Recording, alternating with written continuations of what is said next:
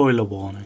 In this video I'll be discussing certain elements which will spoil the latest episode of Doctor Who.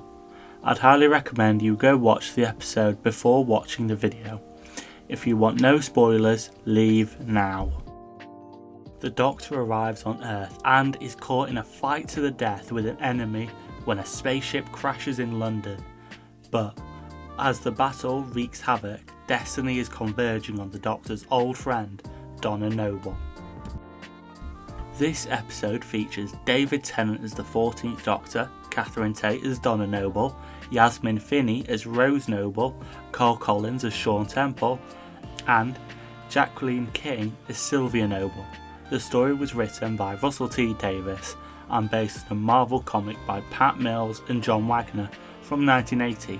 The story was directed by Rachel Talalay, who directed a few stories from the 12th Doctor era and, in my opinion, was the perfect director to bring back for this story. So, we finally have the new Doctor Who title sequence, and it is amazing. I just play it for you now, but I don't want to get copyrighted through the floor like in a video recently. I think this title sequence really does build upon the Russell T Davies intro from last time, and it really shows the whole go anywhere and do anything element of the show. It might be my favourite title sequence of the new series, but in my opinion there isn't really competition. So, I mentioned earlier that The Star Beasts was based on a Marvel comic, and I wasn't lying about that. In 1979, when the BBC transferred the licence to print Doctor Who comics on Polystyle to Marvel British imprint, for a while Marvel UK was the sole licence holder, though this gradually changed since the 1990s. This comic has been adapted before in a Big Finish Doctor Who audio box set, with an adaptation of another Doctor Who comic, The Iron Legion, which in my opinion would also make for a brilliant TV story. Please, if Russell watches this, you need to make a version of The Iron Legion.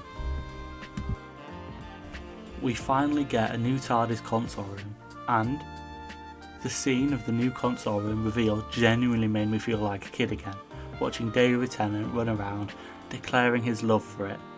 Genuinely felt like I was in the scene. This console room is 1,000 times better than Jodie Whittaker's one, and I know I've spent a lot of time dissing that era of the show, but genuinely the worst TARDIS console rooms. The way it's laid out is awful. But anyway, back onto the main subject. I love it.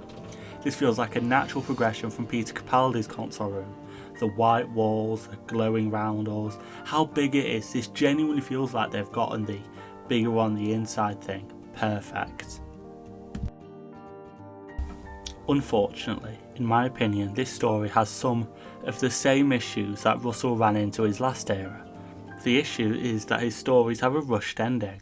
I think this can go for all the series finales after series 1 that he wrote. I feel like they get to a point in the episode, realise they don't have enough time left, and decide to rush the big finale so they can get to the point where the Doctor is talking to his companions and their family.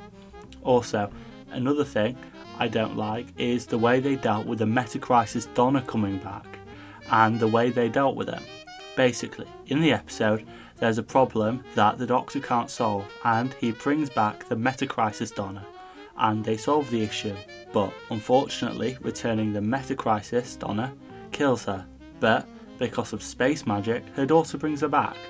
It's really sad to see that this early on into Russell's return, he's falling back into some of the same issues, and I hope he notices so he can change them.